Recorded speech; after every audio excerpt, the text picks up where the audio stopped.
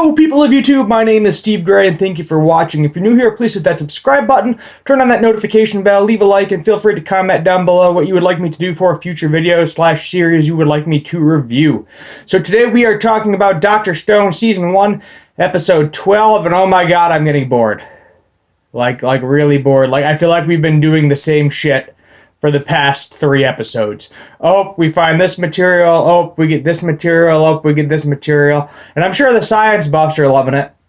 But we get it. You gotta collect all of this shit to create the antibiotics for Uri. But we don't have to see that in every single episode. You could just kind of make a little montage throughout an episode or part of an episode of this. You don't have to describe every little damn thing. Chrome almost died in this episode, but he didn't.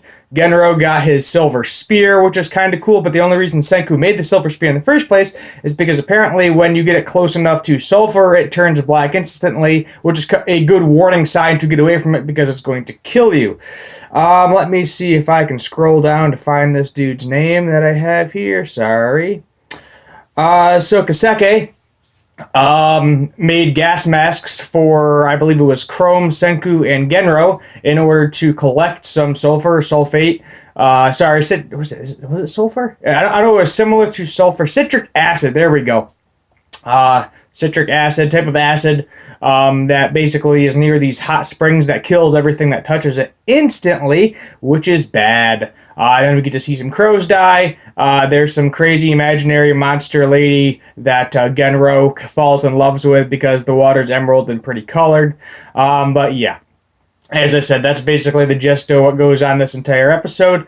Kohaku kind of I don't know if she's falling for Chrome or kind of likes Chrome a little bit more. I say this because she kind of has like a vision of her doing all this stuff for Uri, and then Chrome wants to do all this stuff to help Uri, even though he doesn't even get to marry her. So Kohaku actually ends up offering Chrome, say, hey, you want to marry me, as opposed to Uri, and then he was like, nah, you're like completely different, you're a gorilla, and then he gets bashed in the head, don't call Kohaku a gorilla.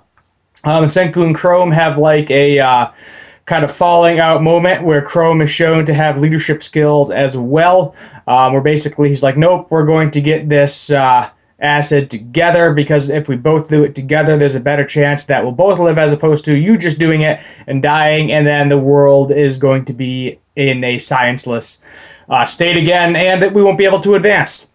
Sure, Chrome will figure out some of this stuff eventually, but it would take a lot longer than if Senku was still alive. Everybody's alive, no issues there. There's not really a whole lot of issues with this. I don't know why Kenro at this point isn't saying, hey, hook me up with those glasses so I have a chance against Magma. But we'll just have to wait and see. Genro definitely is not going to win the bout. Kenro maybe might win the bout, so we'll just have to wait and see there. He's been trading a lot with Kohaku. So we'll wait and see what happens. Genro is also being kind of a selfish asshole. He'll be like, oh, look at this. I got a silver spear. Oh, look at me. I got my silver spear. But yeah, he's basically becoming a giant asshole throughout this episode. It kind of just feels like a filler episode, you know, one more ingredient, a little bit of character development in there to get the antibiotics for Uri. But I hope this isn't like another 5 episodes, because honestly, I'm just going to get really bored with it. It was kind of cool how Senku was getting all his people on his side. We get a little bit from Taiju and Yuzuria. It was more of just kind of like an honorable mentions type situation. It wasn't like they were actually in the episode. Basically, he was saying, oh, they're with Tsukasa right now, kind of infiltrating his army, loading as much as they can in order to eventually go back to Senku and report on what they are going to do to attempt to stop Tsukasa. No information through Tsukasa this episode either. As I said, this kind of was just a boring, meh episode. Nothing really special about it. I've actually been watching a lot of Avatar The Last Airbender, and I've been a lot more into that lately than I have been to Dr. Stone, and this particular episode kind of proved my point. We need some action again. We need something more interesting, a little bit more dangerous than Chrome almost dying. Because you know he's not going to die. You know Senku's not going to die. You know, main character over here. I mean, yeah, it's possible they might go Game of Thrones with it. But who knows? We'll just have to wait and see what happens. If you already read the manga, you already know what happens. Do not spoil it for the rest of us, or I will find you. And I will do things to you to make you not talk again. Just saying. Just saying. Anyway, that pretty much is all that really happened in this entire episode. This is just a quick little short review. Not a lot going on in this episode for Dr. Stone. If you're interested in guitar and music-related things, go check out my guitar channel, Gray's Guitars. And also, please hit that subscribe button because it greatly helps. There's only one more episode of Final Space, and then maybe I'll do a general Season 2 wrap-up of it. Dr. Stone has lots of episodes left. I think we got about 13. This is episode 12, so I think we got about 13 episodes left. There's 25 in this season.